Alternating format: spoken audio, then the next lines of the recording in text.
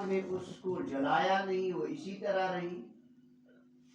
یہ علامت تھی اس بات کی کہ اس دھرتی پر یہ سب سے بڑا گنہگار ہے، ظالم ہے، اس کی اللہ نے زکوٰۃ بھی قبول۔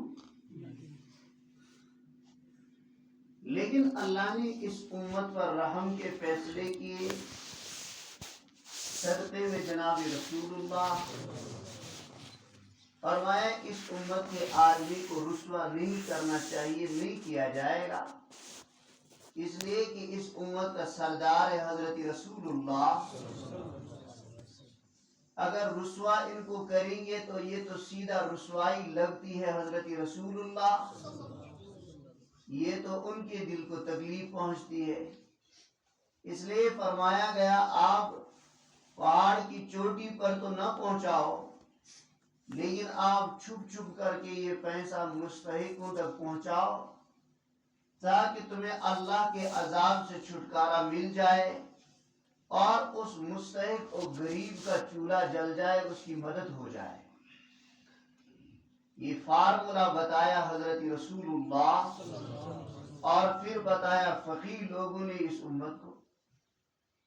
اب یہ تو بتا تو دیا، اس کے بتانے کے بعد اب اس امت کے لوگ کتنے اس زکوٰۃ کو ادا کرتے ہیں اور کتنے لوگ اس زکوٰۃ کو ادا نہیں کرتے ہیں، یہ مالدار آدمیوں میں سے ہر ایک اپنے دل کو محاسبہ کر کے اپنی ذات سے فیصلہ خود کر سکتا ہے کہ میں زکوٰۃ ادا کرنے والوں میں سے ہوں گا یا میں زکوٰۃ کے ادا کرنے والوں میں سے نہیں ہوں۔ اسی طریقے سے اب یہ آدمی کبھی کبھی سوچتا ہے میں بڑا چالاک ہوں اور میں بڑا پھرتیلا ہوں، ہمسایہ اور گاؤں میں سے میں چالاک نمبر 1 ہوں، میں زکوٰۃ ادا نہیں کرتا ہوں اور لوگوں کو بول دیتا ہوں کہ ہاں میں زکوٰۃ ادا کر دیتا ہوں۔ اللہ فرماتا ہے انہم یکیدون کیدا واکید کیدا، دنیا پر بیٹھا ہوا انسان تدبیریں کرتا ہے، لیکن جس اللہ نے اس کے دماغ کو تدبیر بنانے والے کو بنایا ہے، وہ اللہ ان تدبیروں سے بھی بڑی تدبیر جانتا ہے۔ اب سمجھانی ہے یہ بات کہ آدمی اگر زکوٰۃ ادا کرتا ہے تو قرآن نے فرمایا 26ویں سپارے میں کہ اللہ فرماتے ہیں کہ ان انسانوں کو اللہ قیامت کے دن اعزاز عطا کرے گا اور ان کے جنت کے الگ الگ محل بنائے جائیں گے، اور وہ لوگ جنہوں نے زکوٰۃ ادا نہیں کی، ان لوگوں کو اللہ فرماتا ہے کہ ان کے ماتھوں پر، ان کے جسموں پر اسی مال کو جلایا جائے گا اور پھر اسی مال کے ذریعے سے ان کے ماتھے، ان کے چہرے کو داغا جائے گا۔ اب مسلمان کو یہ سمجھنا ہے میں زکوٰۃ دے رہا ہوں یا نہیں دے رہا ہوں۔ اگر انسان زکوٰۃ نہیں دیتا ہے اور وہ یہ سوچتا ہے کہ میں چالاک ہوں، اس کو یہ پیغام ہے اللہ کی طرف سے تو کائنات میں بیوقوف ہے، تو کوئی چالاک نہیں۔ اور اگر کوئی زکوٰۃ دے دیتا ہے اور پھر مستحقوں تک وہ پہنچتا ہے، وہ اگر دنیا کے لوگوں میں چالاک نظر نہیں آتا، لیکن خدا کے نزدیک وہ بہت بڑا عقل مند ہے۔ اب سمجھنا ہے اس پورے مضمون کے فلسفے کو کہ جناب محمد رسول اللہ صلی اللہ علیہ وسلم نے ارشاد فرمایا کہ جو لوگ زکوٰۃ دیتے ہیں گویا اللہ تعالیٰ کو ان کا مال پسند ہے، اس لیے ان کو تڑپاتا ہے، وہ اپنے خزانے سے مال نکال کر اللہ کی راہ میں زکوٰۃ دے دیتے ہیں۔ یہ مال ان کا اللہ کو پسند ہے، اس لیے ان کو چین نہیں آتا تب تک جب تک یہ زکوٰۃ ادا نہیں کرتے. اور وہ لوگ جو زکوٰۃ ادا نہیں کرتے اس کا مطلب یہ ہے کہ اللہ کو ان کا مال پسند ہی نہیں ہے.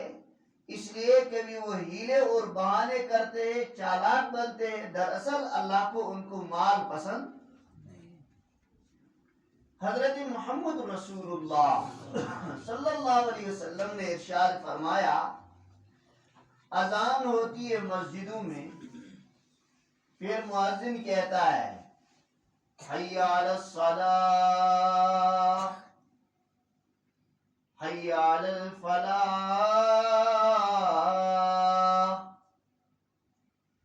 آؤ نماز کی طرف جو تمہاری کامیابی کا ذریعہ ہے، آؤ کامیابی کی طرف جو تمہاری فلاح کا ذریعہ ہے. مؤذن نے اذان دی اور بیٹھ گیا. حضرت محمد رسول اللہ ارشاد فرمایا، یہ اذان سننے والا کوئی کھیت میں بھی ہوگا، اس اذان کو سننے والا کوئی گھر کے حمام میں بھی ہوگا، اس اذان کو سننے والا کوئی دکان کی پٹری پر بھی ہوگا، اس اذان کو سننے والا کوئی ملازم اپنی کرسی پر بھی ہوگا. لیکن اللہ فرماتے ہیں اذان تو دی ہے مؤذن نے، لیکن پسند نماز اللہ کی کس کو ہے؟ وہ دیکھا جائے گا کہ نماز کی طرف کون آیا. اب کسی کو کہتے ہیں کہ نماز کی طرف آؤ، وہ بتا دے کہ مجھے کام ہے. اب کسی کو بتا دے نماز کی طرف آؤ، وہ واپس بتا دے اس نماز میں کیا رکھا ہے. جیسے آج بولتے ہیں، آج ہمارے پاس ایسے سوالات آتے ہیں، ہم پریشان ہوتے ہیں. اگر علم کی کتابیں نہ پڑھی ہوتی، اللہ نے یہ کتابوں کی طرف توفیق نہیں دی ہوتی، ہم بھی بہت زیادہ پریشان ہو جاتے. سائل کہتا ہے، سوال یہ کرتا ہے کہ مجھے بتاؤ نماز پڑھنے سے ملتا کیا ہے؟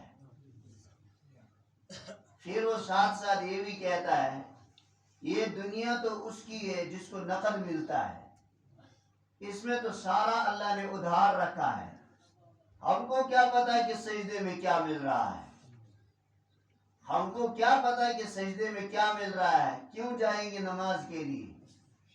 جس قوم کے معاشرے میں اتنا حال ہو جائے برا، اس قوم پر اللہ نظر کیا کرتا ہوگا یہ تو وہ رب ہی جانتا ہے. آپ اندازہ کیجئے، ایک ماں باپ کی اولاد ہوتی ہے، پھر وہ اولاد تھوڑی سی نافرمانی کرتی ہے، پھر وہ ماں باپ اس سے ناراض ہو جاتے ہیں، وہ ماں باپ اسے بسا اوقات کہہ دیتے ہیں یہ ہمارا بیٹا نہیں ہے. اور بلکہ بسا اوقات ایسا آتا ہے مفتی صاحب اجازت دے دو ہم اخبار میں دے دیں گے، اس کو ہم اپنی وراثت سے بے دخل کر دیتے ہیں. ہم پھر سمجھا دیتے ہیں آپ وراثت سے بے دخل کرو گے تو یہ تو جرم عظیم ہے، اس لیے کہ اس کو وراثت دی ہے حضرت اللہ. میں عرض کر رہا ہوں کہ ماں باپ ناراض ہوتا ہے، بے دخل کرنے کی سازشیں کر لیتے ہیں، تدبیریں کر لیتے ہیں، لیکن بندہ اتنا ناراض اللہ کو کرتا ہے، وہ کہتا ہے اس نماز میں کیا ملے گا، پڑھنے سے کوئی فائدہ نہیں ہے. تبھی اللہ اوپر سے کہہ دیتا ہے بے بندے تو میرا ہی بندہ ہے، آخری سانس تک بھی اگر تو میرے پاس آئے گا، میرے عظمت کی قسم میں تجھے کبھی بھی پکڑ نہیں کروں گا، میری عظمت کی قسم میں تیری پکڑ نہیں کروں گا. حضرت محمد رسول اللہ صلی اللہ علیہ وسلم کا دور ہے، سفیان ہے، ابو سفیان. یہ رسول اللہ صلی اللہ علیہ وسلم کے بڑے دشمنوں میں ہے، لیکن آپ کو بھی پتا ہے کہ عطر جب لگاتے ہیں اس کی خوشبو پھیلتی ہے نہیں پھیلتی ہے، یا نہیں پھیلتی؟ آپ کے اس گاؤں بھٹ پورہ میں پھیلتی ہے، زیادہ پھیلتی ہے. عطر جب لگاتے ہیں اس کی خوشبو پھیلتی ہے، تو جہاں محمد بیٹھا ہو تو وہاں خوشبو نہیں پھیلے گی۔